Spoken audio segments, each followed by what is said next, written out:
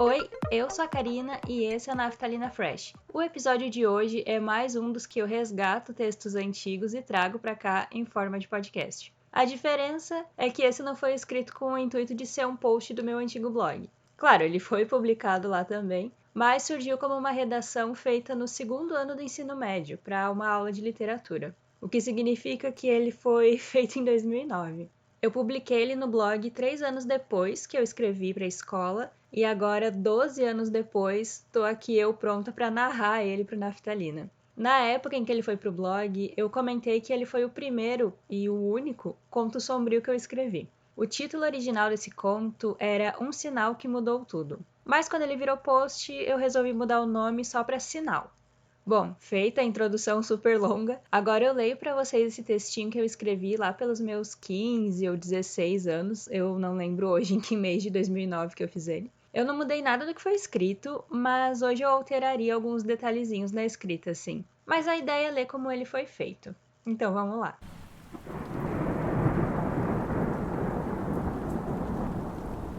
A vida, agora tão tediosa, já não tinha mais sentido para mim.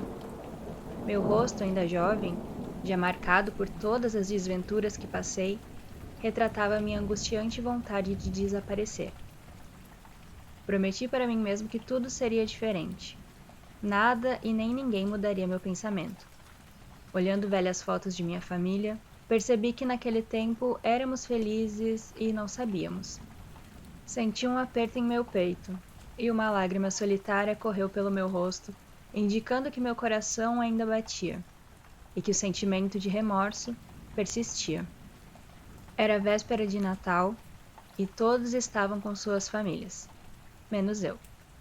Meus familiares, que hoje só eram 2 pessoas, se preocupavam apenas com o dinheiro que aplicariam na bolsa.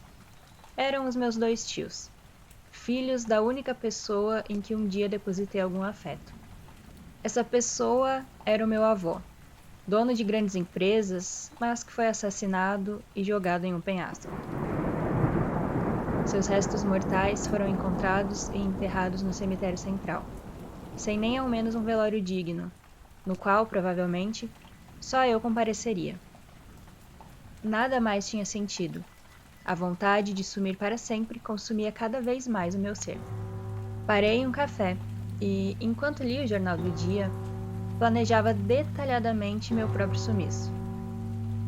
E pensar que eu já fui muito feliz, disse para mim mesmo, em meio a um sanduíche que mastigava. Corri os olhos para a data do jornal. Era 24 de dezembro de 1983.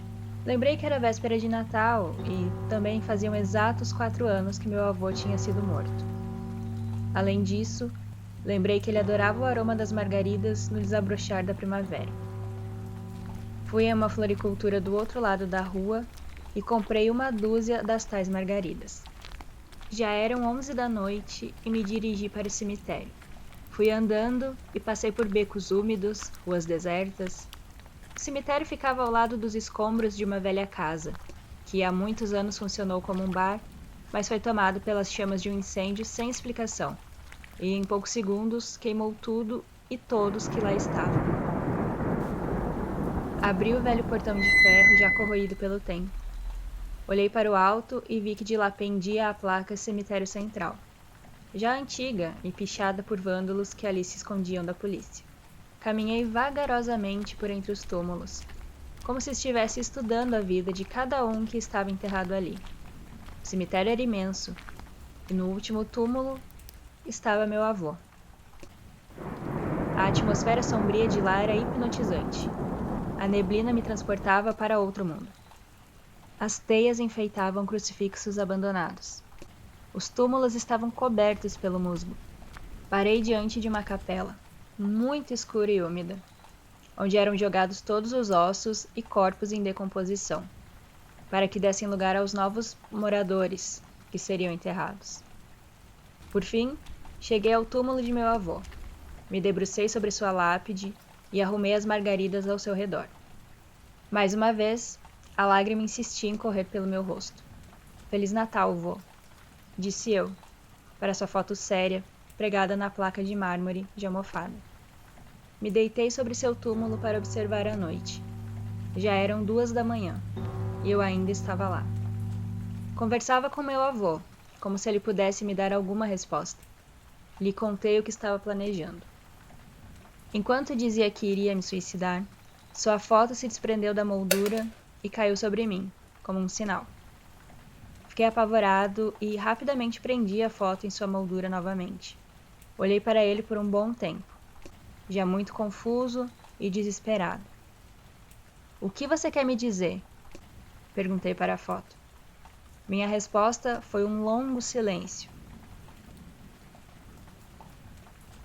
quebrado pelo rangido do velho portão, que se abriu no mesmo instante.